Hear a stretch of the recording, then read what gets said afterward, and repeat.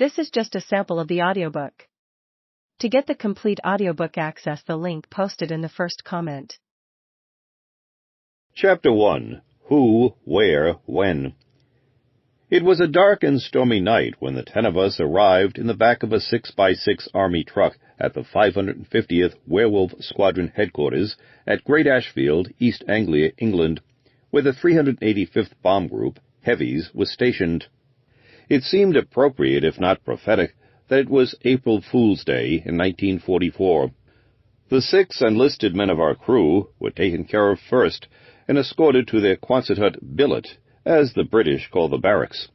Then we 4 officers were guided to our billet: Second Lieutenant Ernest Moon Bauman, pilot; Second Lieutenant Robert Ears Moody, navigator; Flight Officer Robert Ute Utrecht, bombardier; and me, Second Lieutenant Truman Smith, their 20-year-old co-pilot. Everyone on the crew was senior to me in age by an average of 3 years. For the sake of simplicity, each crew was identified by the name of the pilot. Thus, we were Bauman's crew, although it might have been more appropriate to call us Bauman's Dog and Pony Show without the pony, because each of us had been trained to perform our individual tricks or specialties. Up in the nose and on the point was our bombardier, Ute Utrecht, who was much like an English pointer, long and lean, always on the lookout and ready to point. After all, he was the bomb aimer, point the target and bomb it. He was focused and high-strung. Some might say nervous, but I think it was mainly his immaturity, since he was only 21, and even physically he had not yet filled out his 6'2" frame. By contrast, our navigator, Ears, was mellow, much like a patient golden retriever. He reminded me greatly of the actor Van Heflin in his Academy Award-winning performance as an alcoholic intellectual in Johnny Eager, 1942. At 24, and even with thinning blonde hair, Ears had not yet reached the peak as an alcoholic intellectual, but he seemed to have the potential, and when he applied himself, he could even navigate us from A to Z.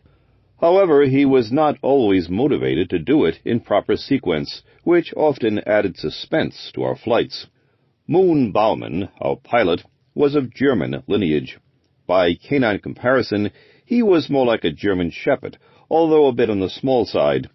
Even so, his manner conveyed the meaning of the saying, "It's not the size of the dog in the fight, but the size of the fight in the dog." So with a B-17 and its crew of 10, Moon was very much larger and more lethal than his 145 pounds. And as Moon's co-pilot, I was his right-hand man, or boy. 4 years younger, I did outweigh him by at least 30 pounds, more muscular than mental, because I still had a lot to learn about flying and living. Even my temperament had not yet developed, because I suppose I was more like a mongrel pup with a hint of coyote ancestry, chasing butterflies and mystified by everything, including my own tail. Burnell was our flight engineer. Whatever airplane we flew turned out to belong to him, the same as any car belongs to the little bulldog that has been left inside of it.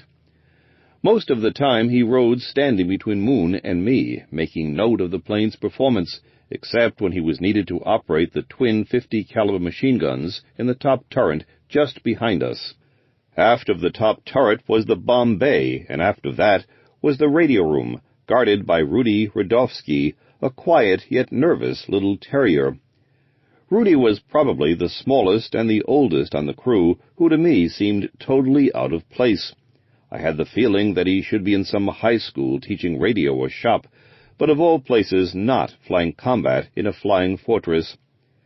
Aft of the radio room was the waist of the ship with 2 gunners, Dyer, left waist, and Carmen, right waist, and armorer. Dyer was a likable dachshund, while Carmen, with his black hair and chiseled facial features, resembled a stealth-like Doberman. Midship, in the ball turret on the belly of the plane, with the temperament of an Irish setter, was red-headed Corky Corskadden. Finally, managing the twin 50s in the tail was the classic bloodhound from Appalachia, Herbie Hill.